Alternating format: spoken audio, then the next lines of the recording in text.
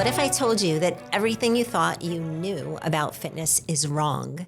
If you've ever felt like wellness requires a gym membership, intense workouts, or a complete lifestyle overhaul, this episode might change your mind.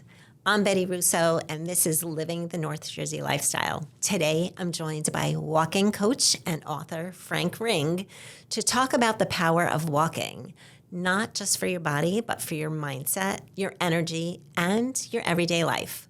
Right now, more people are feeling overwhelmed, stuck in place, or unsure of how to take that first step back into caring for themselves.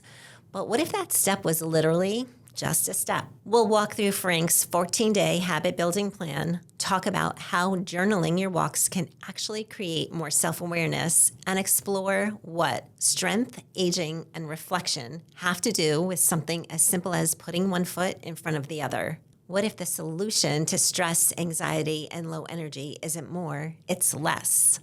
Less pressure, less noise, and more intentional movement. Could a simple walk change your day or even your life? If this resonates with you, share this episode with a friend who needs a reset, or tap follow so you don't miss what's coming next. So I'm here with Frank Ring. Frank, I've known Frank for a long time. Coincidentally, we were just talking about how we met on social media. Frank is the author of Walking for Health and Fitness. Thanks for joining me. Oh, it's nice to be here. It's great to have you. Let's get right into it. I have a bunch of questions for you. First, I want to start with your walking journey. It began during a tough chapter. Can you tell me a little bit about that? Sure. Like how you turned your personal pain into like this wellness mission that... Yeah, very simple. It was 2015. Up to that point, I was a runner, lifted weights just to keep in shape. Ran some road races and whatever. 2015, I hurt my back, and I'm going to blame the New York Mets for this. They were in the World Series in that fall, and I'd get home from teaching, cross-country practice. I would get out my run, get home, I'd plop myself on the couch, watch the game, fall asleep in an awkward position. And the back started bothering me, and it just got worse and worse, and nothing that I was doing, stretching I was doing, strengthening, nothing was helping it. And that was 2015 into 16, and it got worse and worse. I was in physical therapy for 3 months, and I'd get out of physical therapy, and it would feel okay, and then it would tighten up again, it would hurt again. When I was doing the exercises in physical therapy, it was bothering me, and I never thought to tell them, hey, this hurts. I thought it was part of the treatment, you know. So finally I'm face down on the floor in my living room because after one of the treatments, they'd done something different. The guy was like massaging me, doing something really hard. I'm like, all right, he must be loosening a muscle or something. I didn't know what he was doing. Sometimes when it hurts, you think it's supposed to hurt Yeah, too. no pain, no Right. gain. I was on the floor for the whole weekend. I mean, that's how much pain I was in, and went to an orthopedic doctor finally, and in like 2 seconds, he just said, hey, stand up, turn around, I'm gonna dip your shoulders. I screamed in pain. He goes, you got this problem. I go, I don't have this problem. I go, I've been to physical therapy for 3 months. He never, ever mentioned this problem. He goes, you're gonna get an MRI, you're gonna come back here, I'm gonna tell you it's a disc problem. And sure enough, that's what it was. So at that point, he said, stop everything. Don't do no movement, nothing. Don't stop working out. You've inflamed the area so much that I'm going to send you to pain management, which is really just epidurals that they had given me to, I guess, shrink the swelling and lead to the healing. And at that same time, while this pain is going on, my mom had pancreatic cancer, so she was slowly dying. That's what ultimately in 16, in August, she had passed away. Crazy thing, in research for back pain, stress is a common cause for back pain. I was going to say, did this contribute to what you were going through physically? I looking back, I think so. My next book is going to be about back pain and walking. But in the research I did, the physical pain and the emotional pain kind of go together. It was really weird. So I had the first epidural, didn't change anything. The second epidural dulled the pain. And the third one happened about 2 weeks before she passed, and we knew it was inevitable. And that's the one that the pain was gone. In fact, I traveled up to Maine driving, got out of the car to pump gas, and it was really weird. I'm looking around, I'm like, something's different. What's going on here? Like I felt weird. Mm-hmm. And I was out of pain for the first time in 7 months. So it was like, whoa, it had been with me so long, and then that third epidural just helped it disappear. You don't realize how much discomfort you're in until you feel better. Yeah. And you're like, oh my gosh. Yeah, wow. So this happened. So she, at the end of August, she had passed away, and I went back to school. I was coaching and, everything, because I had been out of work the last 2 months of the school year because I had been in so much pain. Started coaching, and I was afraid to do anything. So I had, prior to the back injury, always working out, always running, always lifting weights, which I had so many issues from those things. I was afraid to do anything. And then one day at school, my back just seized up on me. I felt something, a twinge, and I should have stayed home that day and treated it, but I didn't. And I just kept trying to stretch it and do this and that. And I aggravated it so badly. They took me out of school in an ambulance. Oh my gosh. So I'm in. And your students, they must have been horrified. You know what? They must have felt so bad. I'm going to give you a crazy story. I had one student that, for whatever reason, we just kind of butted heads, and that was very rare. And I could never connect with this kid. I can't imagine. And so I had one of my runners was in the class, cross-country runners. I'm like, hey, bring this table over to me. They get me on the table so I could at least lay flat. And this kid comes over, he says, hey, Mr. Ring, you need me to go to the nurse for you? So I'm like, wow, that was so. You're like, he's not that bad after all. And I'm like, wow, he was really like such. So I remember that from that happening. But I also remember, I'm like, this is never going to happen to me again. I was helpless. Like, I literally could not move. So they treated me with pain muscle relaxers and stuff. So I got out of the hospital, was out of work for 4 days. And I said, okay, that's not happening to me again, where I'm helpless. So once I could get up and move around, I'm like, let me go just take a walk down the block, come back. And I'm like, oh, it felt good. I said, all right, this is what I'm going to do. I'm going to walk every day until I'm strong enough to start running again. And was walking part of your regimen? I'm sorry to cut you off before. No, okay. Not at all. I was a runner. But you were a runner, okay. And I never stretched. I did all the wrong things. But I ran a lot.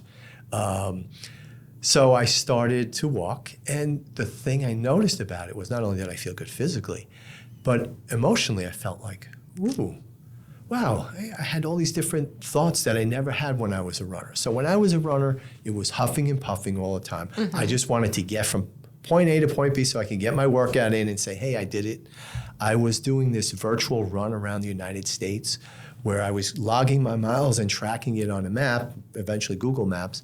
So I had like 8,000 miles in on that.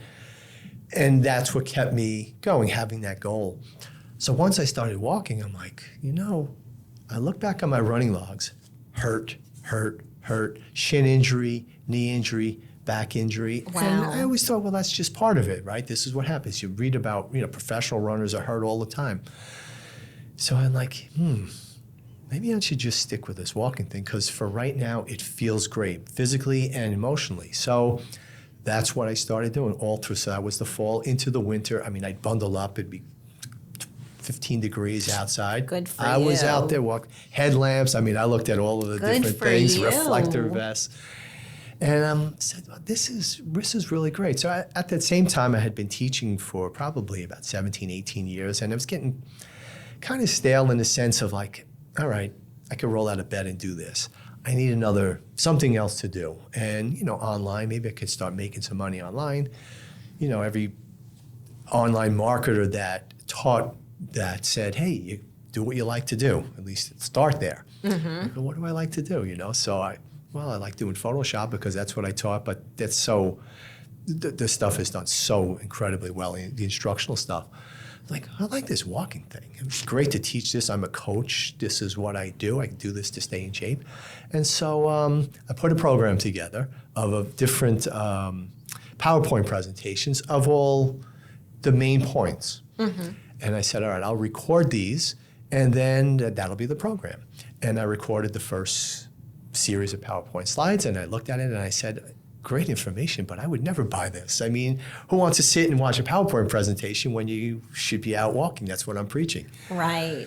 So I'm like, oh no, now what? So the marketers then said, well, if you want to be taken seriously, a website, have that. But you have to write a book. And I'm like, uh-oh, write a book? I can barely write a paper for college. So I bought a book on writing a book, how to write a book in 7 days. Oh my gosh, really? Yes. That is funny. I saw an advertisement online, so I buy this PDF document. It actually was really good. And the one thing I remember from it is to be careful with this because it becomes addicting. And I'm like, becomes addicting? I just want to get through one book here. So all of those PowerPoint presentations that I had that I never recorded, they became the outline for my book. Okay. So it's funny. I had someone reach out to me and say, "Hey, your book's great. It reads like it reads like a PowerPoint presentation." Hysterical! Oh my gosh! And did you tell them? I never told them the story. I never told them the whole story of that. But that became the start of it, and I enjoyed that book, writing that book so much. And then, in fact, I didn't even put it on Amazon. I sold it, the PDF, through my website. I didn't even think about Amazon because that's how I was not even into. I didn't even research how to market a book. Right. I was more concerned about writing the book. And that was Walking for Health and Fitness. That was the right? first book, Yep. Walking for Health and Fitness. Then someone said, "Hey, you should put this on Amazon." So I did some research on how to do that, and I'm like, "All right, if I'm going to do this, let's do it right." And I put that first book out. And the cool thing, it's still like there's a bestseller list for walking books. On the main list, it sometimes shoots up and down, but on the digital list, it's always around the top 10. That's awesome. There's a class at the University of Indiana. The instructor reached out to me years ago, and she recommended that book to be taught in the class as their walking unit. It was like a 1-credit class that some students needed. So every once in a while, I get a nice bump in books. I'm assuming from her. Tried reaching out to her. In the meantime, I've never heard back from her. Okay. But it works out great. That's awesome. Yeah. And so now, 5 books in, five you books are in. addicted. I am addicted, yeah. To walking and writing. To walking and writing, because after the first book, so that's how the first book came about, through my pain. At least something good came out of it. You know what? I want to just interject and ask you a couple of questions based on a few things you sure, said. yeah. Weightlifting. Yes. So what I've always heard and been told is that weightlifting, or exercising with weights, versus tension, or even walking. I know walking I've always known is good for you, but I've heard that weightlifting is good for you, and you need that for whatever reason. Weightlifting is important because as we age, we lose muscle mass. But it's just naturally. When you're injured, you're told to stop everything. Well, then, that becomes the line of, okay, weightlifting is good to build muscle mass, but lifting those weights really, especially as we get older, that also then makes you a little bit more prone to injury. What I found that worked better for me was body weight exercises. No external weights, no picking things up off the floor. Just getting myself up and down off the floor, just doing push-ups or squats, body weight squats, calf raises or lunges, planks. You can get a whole body workout just from body weight exercises, which is what the addicting process of writing a book. What can my next book be about? That's what it became. Right. Okay. So that could, in your opinion, in your professional opinion, could replace weightlifting. I believe so. Because that's right now. That's all I do. Okay. Is the body weight exercise, and I've done that forever. When I get to school in the morning, I get there early. I walk the track and I do push-ups, and all my colleagues look at me like, "What do you?" I go, "You do push-ups in between walking, don't you?" Yeah. So it's all part of the work. So I get to a spot there's the basketball court on the track, and I get down on the floor and I do my set of push-ups.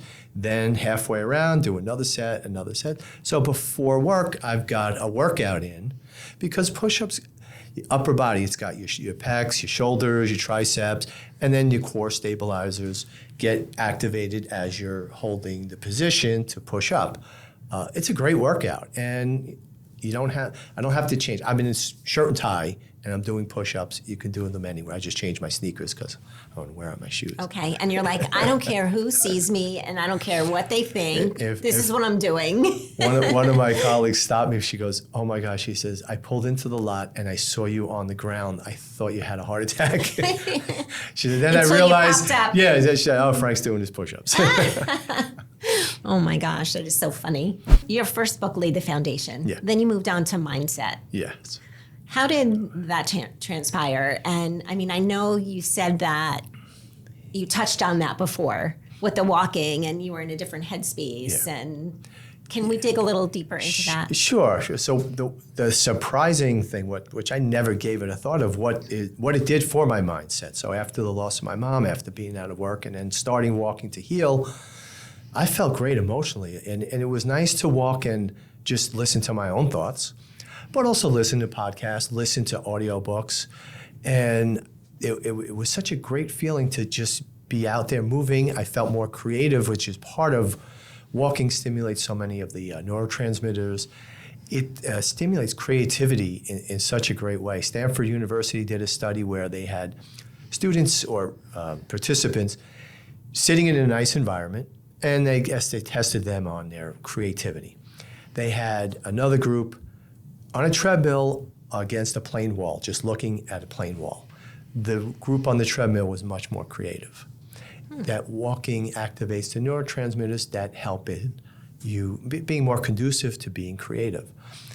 So once I thought about that, I'm like, oh, what can the next book be about? And I put together, this is the start of the book and how things change. So the book was going to be a quote book, a walking quote book. Okay. But just you books. do have one now, right? Yes. Yeah. So it's walking inspiration. So the start of this book was, I'm going to make a walking book about quotes, just a quote of the day. So 365 quotes in this book, one a day. And I was going to put it on Amazon for like 99 cents, just to get my name out there. So I had it all together, and I looked through it, and I'm like, all right, but I wouldn't buy this book. I mean, it's just, okay, it's quotes. You could look up on the internet for quotes, right? So I said, how can I change that? I'm like, well, let me bring, it's walking inspiration, and let me bring some of the mindset stuff that I've been working through.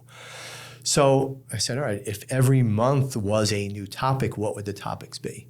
And that was that book. So for instance, January, what's your why? What's your why for doing anything? It's right. It's your guiding light to whatever it is that you do. So I'm like, all right, we'll start with that. February would be goal setting, right? You need goals. You have to know where to get to. I was in the middle of that walk around the United States. Well, it started as a run, finished as a walk around the United States. That was a goal I had. There were days where I was sitting at home and I'm like, oh, it's nice and warm. Do I really want to walk today? Oh, wait, let me add 3 miles to this. Let me add 4 miles to the maps, you know? So having a goal. Then it gets into the body weight exercises 1 month, benefits of walking. I talk about that. The mindset aspects of what the neurotransmitters do for while you're walking, what they do for you. So that became the book. So when I finished that, and every month had a topic and something that a person reading it could work on, like, okay, that's the book that I would buy. And that resonates with people, and it kind of gives them a path, to follow to get to where they need to be. Yeah, it I guess as the teacher, okay, now you've got something to work towards. It's not just some amorphous, whole book. It reminds me of like business planning. Like you start with, what is your why? What are your goals? Let's break down your goals. That's exactly it. And I would imagine you had a lot of thoughts that come to you while you were walking for your books. Yes. So like brain overload. The great thing about walking, so let me just compare it to running. When I ran, you're huffing and puffing. I really didn't have time to think. I mean, I might have had some good thoughts, and I'm sure I did, but I was never going to stop my run to open up my note app and record it. Okay. So I had to, remember. And there were times when I run, I'm like, oh, what was that thing I was thinking about? Oh, forget it. But once I started walking, it was like, ooh, let me write that down. I have like thousands of different notes What on my a notes great app. idea. That, like, for instance, I was thinking of this on the way here, so I have 5 books now. But I have a list, I think I'm up over 100 of different titles, ideas of different topics. I could not sit at a desk and come up with those 1,000 Right. or 100. But over several walks, that was a piece of cake to come up with. That's awesome. So that's what I do. And I always recommend, I write this in probably in all of the books, but definitely one of the books, Walk of Health and Fitness. If you have any issue going on in your life, a problem that you just need to, I need to work this through, put it on your notes app, go out for a walk. Mm-hmm. The key, don't think about it when you're walking. Just focus on your surroundings, focus on internally how you feel to move. Let your mind just wander, and by the end of that walk, it happens with me, it just pops, it just is there. It's like, oh, wait, what was that? I never thought about that. It just pops into your mind out of nowhere. I never thought of that solution or that idea. Oh, let me explore that more. So you're very motivated.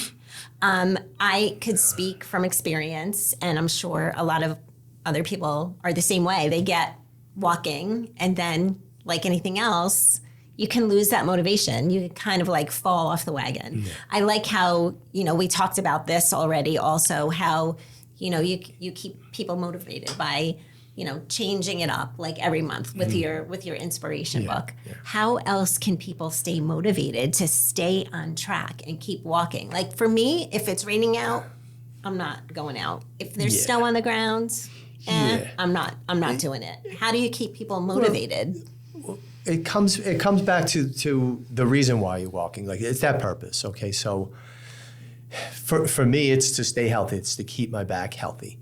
And someone has to find that motivation to get out there. Weight loss is a big, weight management is a big issue.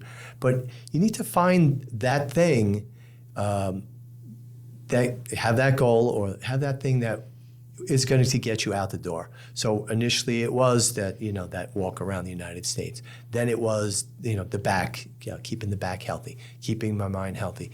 But it's that. And then one of the easiest ways is to, they call it a habit loop, of tying your fitness or what we're talking about walking to something that you already do, or habit stacking. So for instance, right, on a day you have dinner, after dinner you put the dishes, wash the dishes, put them in the dishwasher.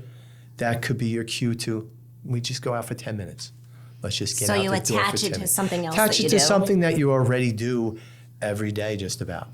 And that habit loop becomes easier for you to just, it starts to become automatic. Yeah, that makes sense. You've got the cue of, okay, dinner's done, dishwasher. The actual doing, the routine of, all right, going out for the walk. And then the reward of that is, hey, we did it. Got the walk in. We feel great. And you feel so much better. You feel so much better, yeah. And absolutely. How long does it take to form a habit? How many times? Do you know? There's research that I know I put this in the book. There's research that says 66 days. 66? 66 days. I Not don't know. 65. Not 65. Research, 66 days. I once heard somebody say, try attaching your goals to somebody else or something else that's important to you, like your family. Like, if I don't walk every day and my health falls apart, how does that affect my family? Yeah, right. Yeah.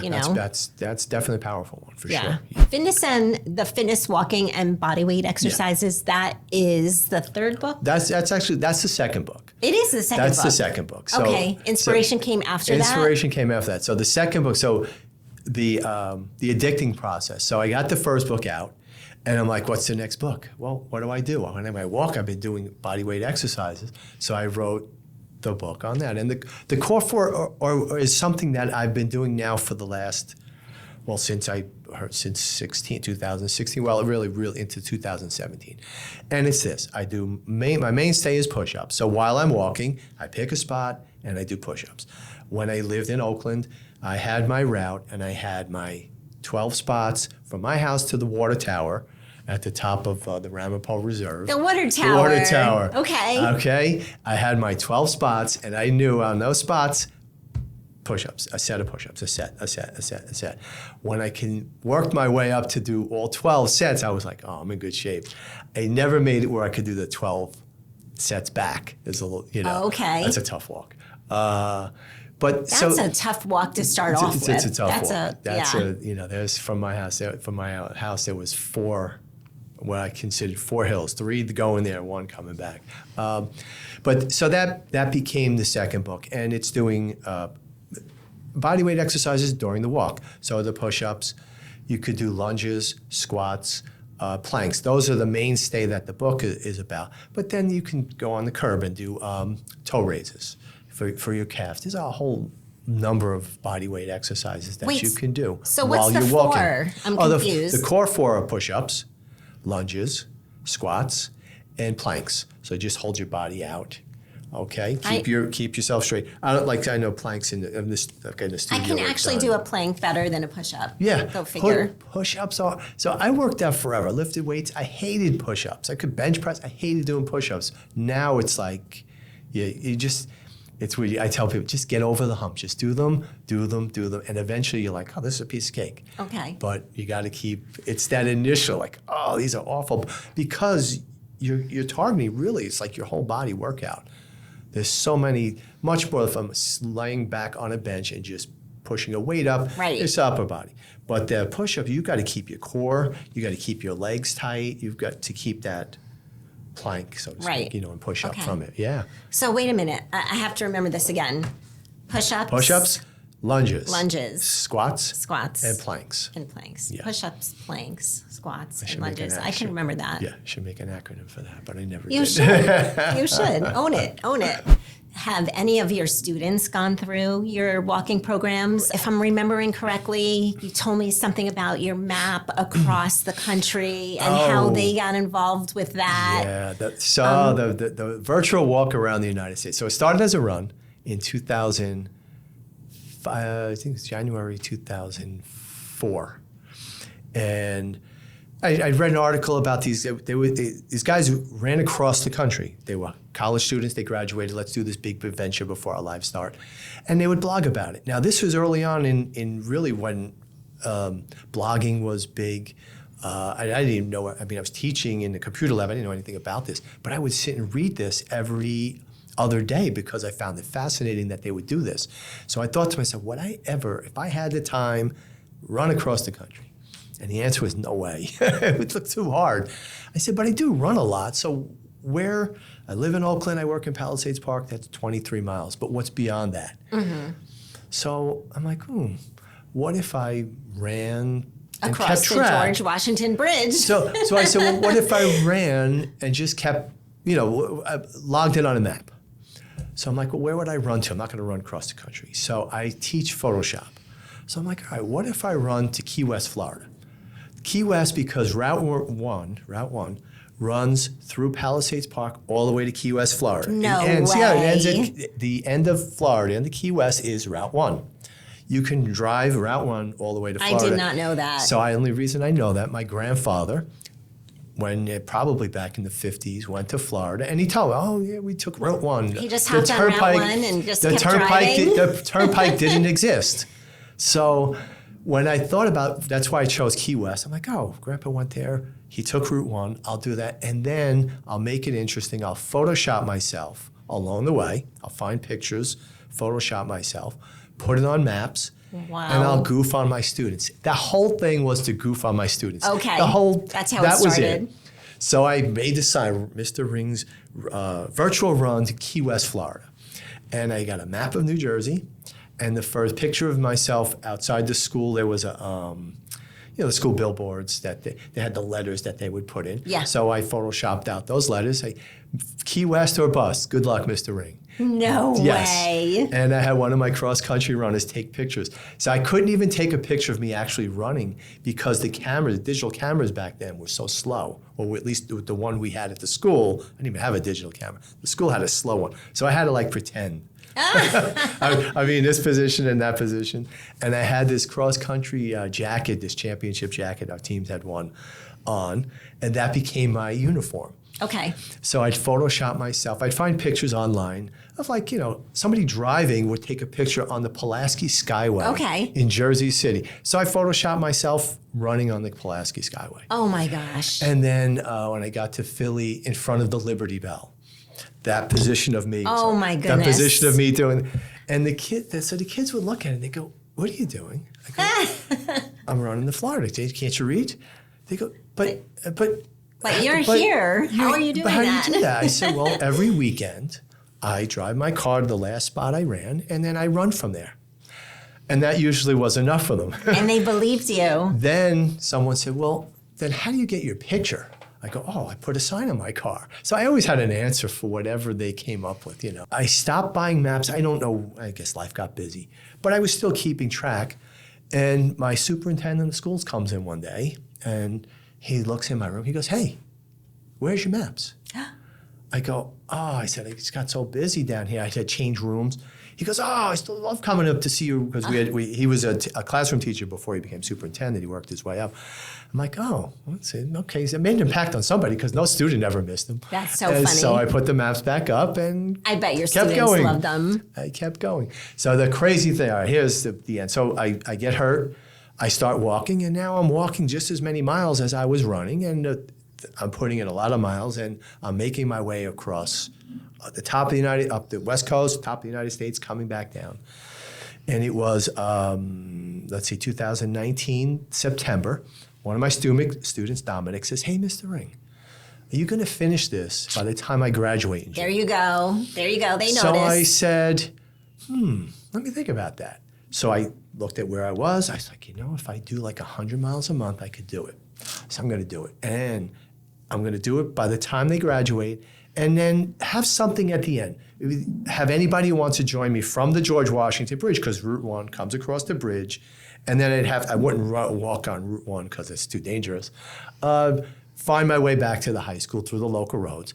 Maybe I'll just make an event out of it. Have the kids, anybody who wants to. Did you do that physically? No, and here's what happened. COVID broke out. Oh, that rotten thing. So now I'm like, I have this whole idea. I'm going to do this.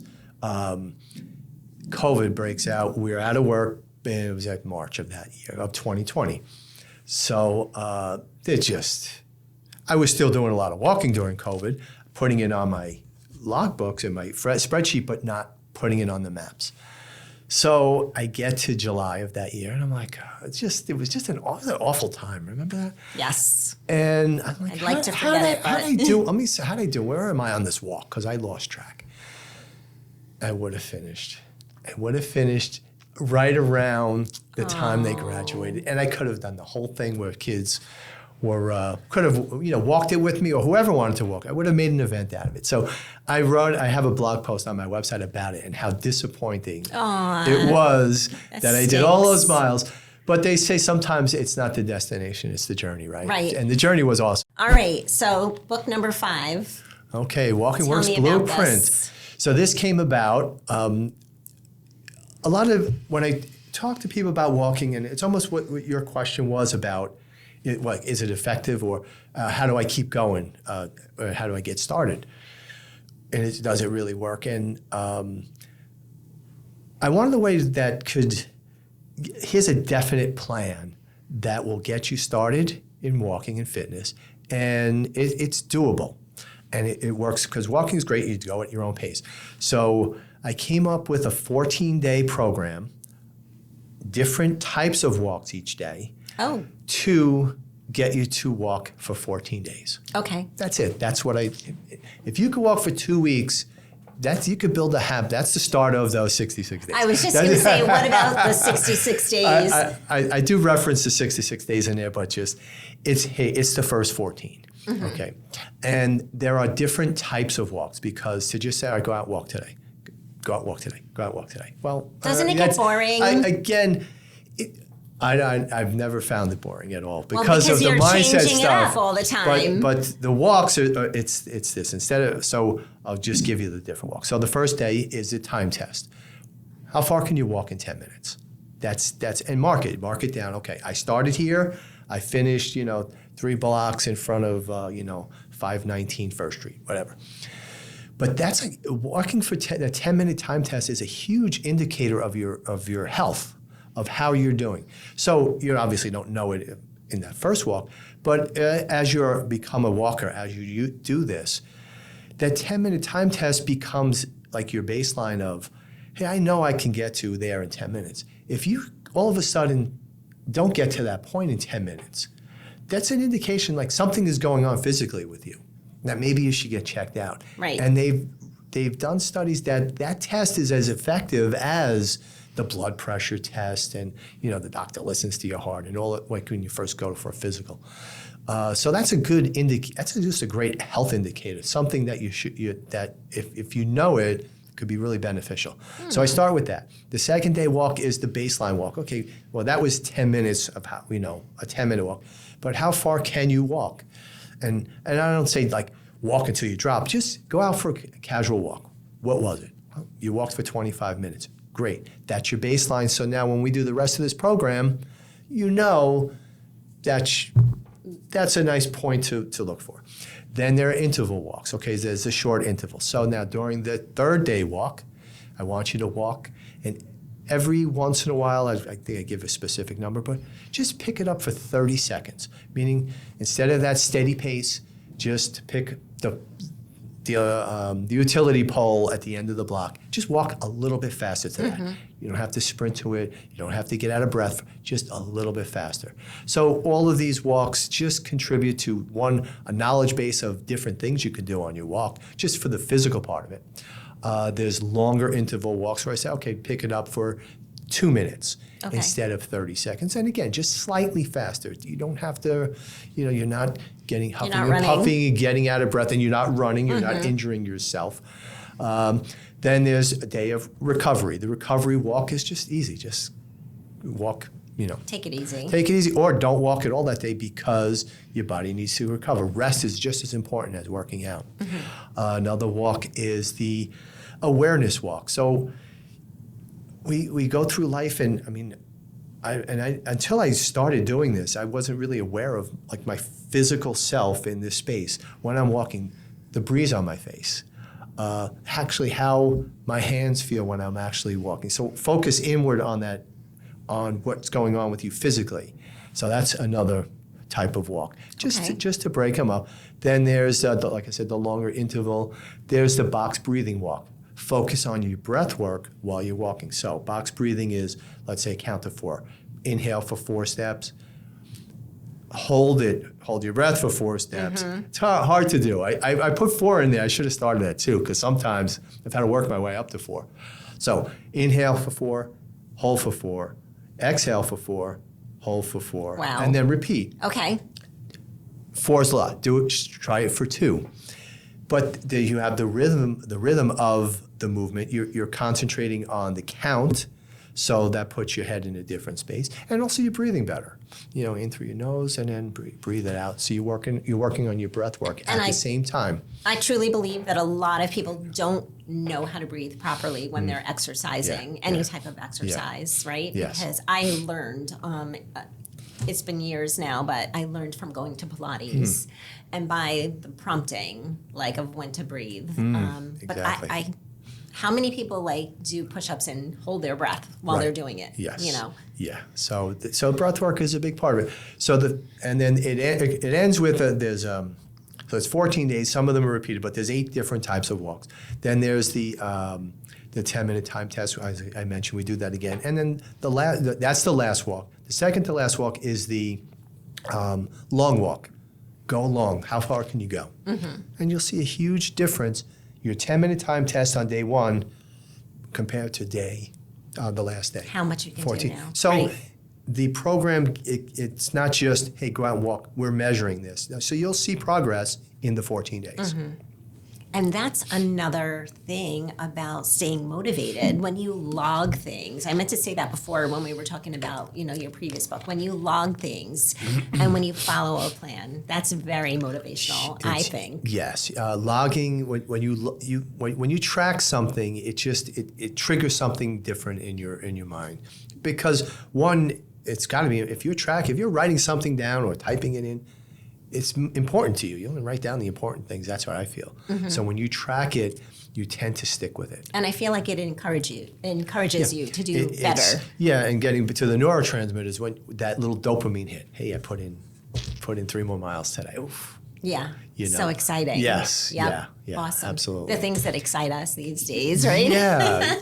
Staying healthy is the most huge. exciting thing. It's yes. huge. This was a great conversation. Yeah, I enjoyed it so much. Thank you. So Thank I you. want to tell people that are listening or watching, like if they want to learn from you, obviously the books. Nope. And they can find your books on Amazon. On Amazon, yes. But you also have a podcast. I have a podcast. Okay, so Walking for Health and Fitness is the podcast. Okay.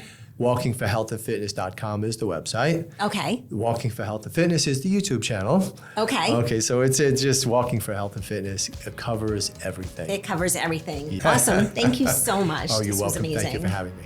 Thanks, Betti. I hope this episode gave you the nudge to lace up your sneakers and start moving in a way that feels doable and meaningful. Frank's approach to walking goes beyond fitness. It's about consistency, reflection, and reconnecting with yourself step by step. If you're curious about any of the books we talked about today, check the show notes for links and resources. And if you're a local North Jersey walker looking to turn your routine into a reset, I'd love to hear how this episode inspired you. As always, thank you for spending time with me on Living the North Jersey Lifestyle. Be sure to follow or subscribe so you never miss an episode, and share this with one friend, that one who might need a gentle, grounded way to get moving again. Until next time, get walking, and remember, real change often starts with just one step.